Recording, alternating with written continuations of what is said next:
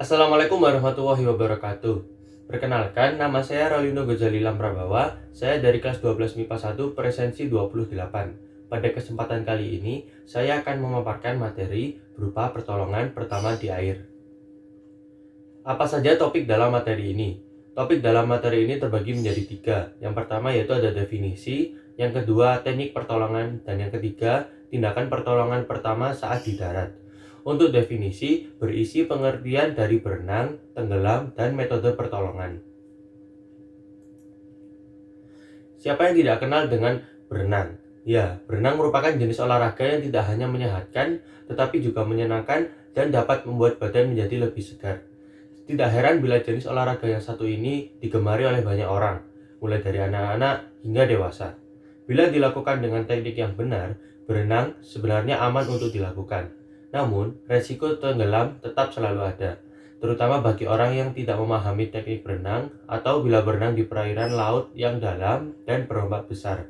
Oleh karena itu, pentingnya untuk mengetahui pertolongan pertama yang bisa dilakukan pada orang yang tenggelam. Tenggelam adalah suatu kondisi yang mengakibatkan gangguan pada sistem pernafasan. Kondisi ini sangat fatal karena dapat mengakibatkan kematian. Penyebab orang tenggelam seperti tidak bisa berenang, kelelahan karena berenang, dan kram atau kejang otot saat berenang.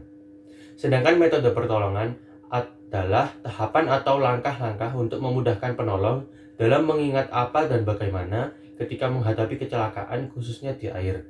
Metode pertolongan di air yaitu terbagi menjadi 5 langkah, yaitu R, T, R, G, dan T.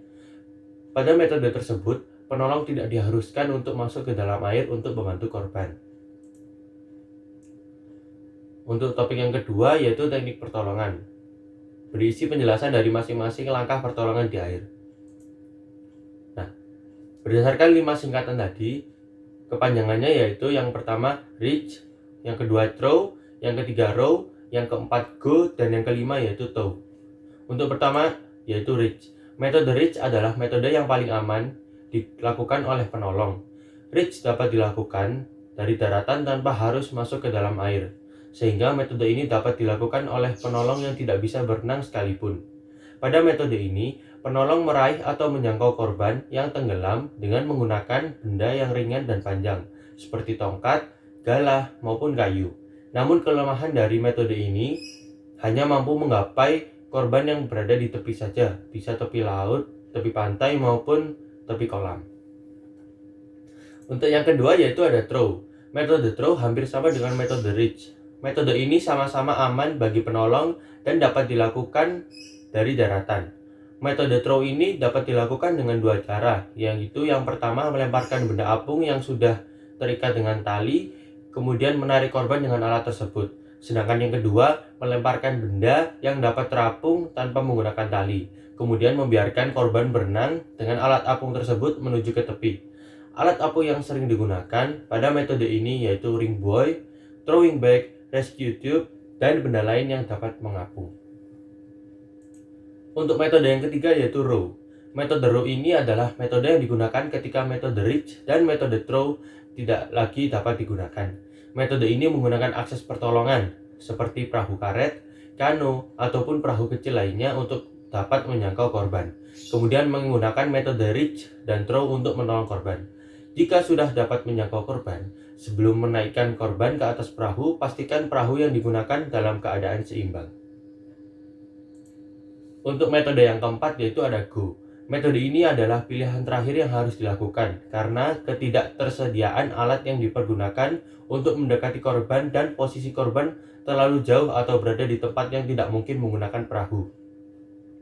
Metode ini mengharuskan penolong untuk melakukan penyelamatan secara langsung dengan berenang menuju korban dan membawa alat apung yang akan diberikan kepada korban. Setelah berhasil memberikan alat apung kepada korban, penolong dapat kembali ke tempat yang aman atau menuju tempat yang aman bersama-sama dengan korban. Tujuan dari metode ini adalah untuk memberikan alat apung kepada korban sehingga dapat membuat korban tetap mengapung sampai bantuan lain datang. Kelemahan dari metode ini adalah tingkat keberhasilannya yang tergantung dari tingkat kesadaran korban. Apabila korban tidak sadarkan diri, maka metode ini tidak dapat digunakan. Untuk metode yang terakhir yaitu ada TOW. Metode TOW adalah metode yang paling tinggi resikonya bagi penolong karena penolong harus kontak langsung dengan korban. Untuk menghindari resiko yang besar dan tidak diinginkan, penolong harus mempunyai pengetahuan dan keterampilan bertahan dan melepaskan diri atau defend and release. Pada metode ini, penolong berenang menuju korban kemudian membawa korban ke tempat yang aman dengan melakukan kontak langsung dengan korban. Metode ini dilakukan apabila metode reach dan throw tidak bisa dilakukan, tidak terdapat perahu karet, posisi korban yang tidak dapat dijangkau dengan perahu, atau korban letih, cedera, dan juga tidak sadarkan diri. Tindakan pertolongan pertama pada korban kecelakaan di air. Selain 5 metode tersebut, terdapat metode lagi yang dapat melakukan tindakan pertolongan pada korban kecelakaan di air.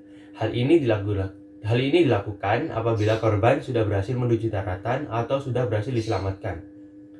Untuk yang pertama yaitu segera minta bantuan orang lain agar lebih mudah menolong korban, meminta bantuan pada penjaga pantai bila ada, atau segera hubungi layanan darurat juga lebih baik supaya penanganan bisa lebih cepat. Untuk yang kedua yaitu periksa pernafasan korban dengan cara mendekatkan telinga ke sebelah mulut atau hidung korban. Apakah merasa udara di pipi atau apakah dada orang tersebut bergerak. Bila korban tidak bernafas, periksalah denyut nadinya selama 10 detik. Bila kamu tidak merasakan nadinya, segera lakukan CPR atau cardiopulmonary resuscitation. CPR atau resusitasi jantung paru bisa dilakukan dengan menekan bagian tengah dada yang sejajar dengan puting dengan tangan. Bila perlu bisa dilakukan dengan menggunakan 2 tangan yang saling tumpang tindih. Tekanlah dada korban sedalam kurang lebih 5 cm dengan hati-hati, sebanyak 30 kali dengan rata-rata kecepatan 100 kali tekanan per menit. Dengan kata lain, tekan dada sebanyak 30 kali dalam waktu sekitar 20 detik. Kemudian, periksa apakah korban sudah bernafas. Bila korban masih juga belum bernafas, coba buka jalan pernafasannya dengan mendongakkan kepala korban dan mengangkat dagunya. Setelah itu, pencet hidung korban, kemudian tiupkan udara ke arah mulut korban. Tiupkan 2 kali dalam 1 detik hingga korban bisa bernafas. Sekian penjelasan atau presentasi dari saya. Jika ada salah kata, penulisan maupun pengucapan mohon dimaafkan. Wassalamualaikum warahmatullahi wabarakatuh.